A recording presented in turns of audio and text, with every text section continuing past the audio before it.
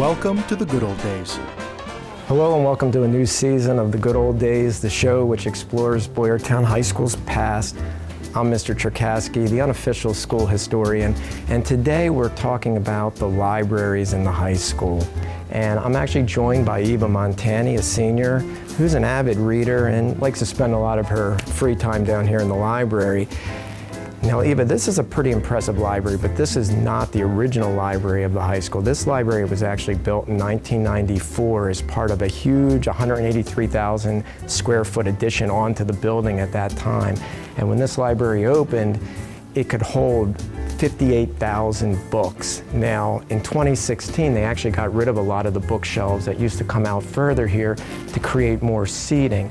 But still, there's about 35,000 books that are held in the library currently. But how many libraries before this library do you think there were in the high school, other than this one? I'm gonna say one. Actually, there was 3 libraries before they built this one. And do you want to see where they were? Yeah. Let's go check them out. Well, Eva, right here in room 210, this was the location of the high school's very first library. And this is along 4th Street, 2nd floor of the old building. There was about room for 3,500 books on the shelves in there. This opened in 1921. They didn't hire a full-time librarian until 1924. And then in 1934, they more than doubled the size of this old building.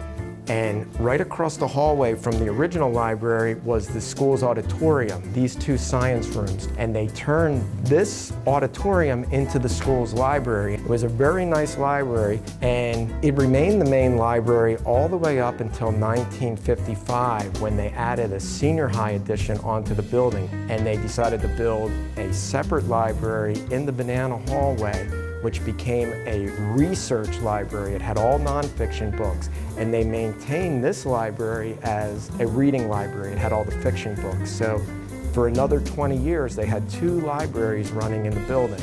But then in 1977, they renovated the old building and they turned this library into a large group instruction, and the research library in the banana hallway, they expanded it and put all the books down there. So Eva, right here by the school store, this is where the 1955 library was, and it would have gone all the way down to Mr. Sittler's room over that way. This is where it bumped out in 1977, and in 77 they added that round window that you can see in Mr. Lett's room.